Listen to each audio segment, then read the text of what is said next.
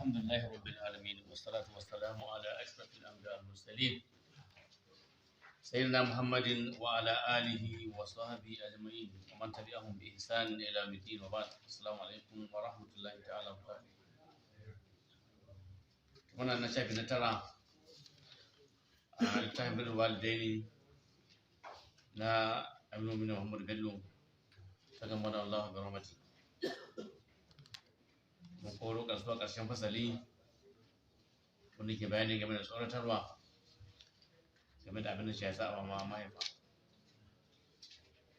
Za mu tashi wa na bi horera can ƙasa kenan shida ta uku da ƙasa. Wa na bi horera an da Rasulullahi sallallahu alaihi wasallam ƙala. Musulma ya ce ra'aitu na gani da ya ta usul bi daren da an ka tafiya da ni tafiya ta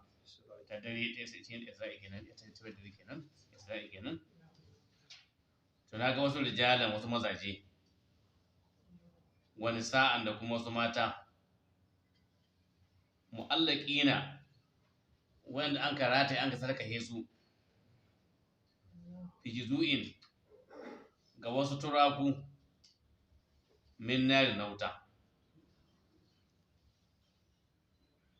don wasu kuturai na wuta an ka saka su an karata su fakul na ce limaliki ga mala'ikan ran wuta nace masa ma jariyatu haula'i al'ashiqiya me laifin wannan wata marasa arziki me laifin sun kai aka maso ga azaba kala ce kanu ishtumuna aba'ahu wa ummahatihim sun kasance suna zagin ubanninsu da kuma uwayensu mata shi aikin su zagin ubanninsu da uwayensu mata zagi kamar da muka sha bayani a kan cikin hadisi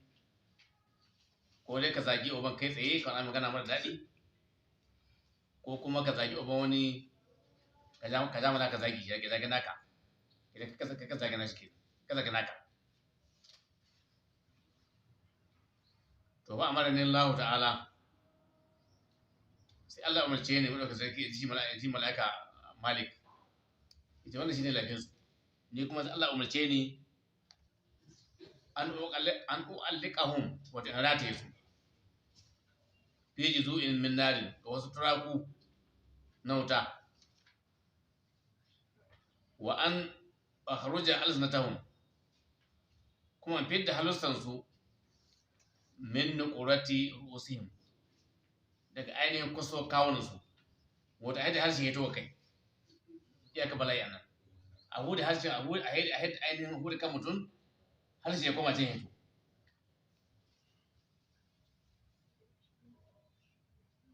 shine min nuqurati rusihim da ainihin wata kuso kawunan su kuma wannan bi kalabi min nari wannan hudi wadda awa kai a yadda harshe can ana shi da wasu ƙugiyoyi na wuta